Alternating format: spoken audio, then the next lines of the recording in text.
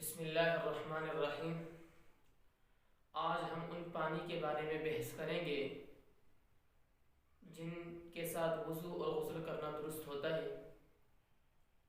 تو سب سے پہلے وہ پانی جو آسمان سے برسے بارش کی صورت میں، اس پانی کے ساتھ انسان غسل اور وضو دونوں کر سکتا ہے، وہ پانی پاک ہوتا ہے۔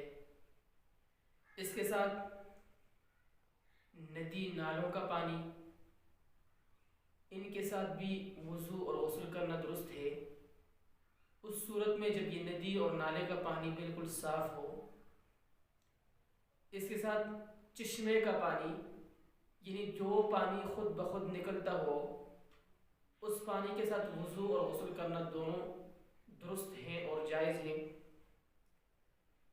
اسی طرح جو پانی انسان خود نکالتا ہے کنویں کی صورت میں، کہ انسان زمین کو کھودتا ہے، جسے ہم اپنی زبان میں کنواں کہتے ہیں، تو اس زمین کے کھودنے سے جو پانی نکلتا ہے اس کے ساتھ بھی وضو اور غسل دونوں کرنا جائز ہے۔ دریاؤں اور سمندروں کا جو پانی ہوتا ہے وہ بھی پاک ہوتا ہے، اس کے ذریعے بھی انسان غسل اور وضو دونوں کر سکتے ہیں۔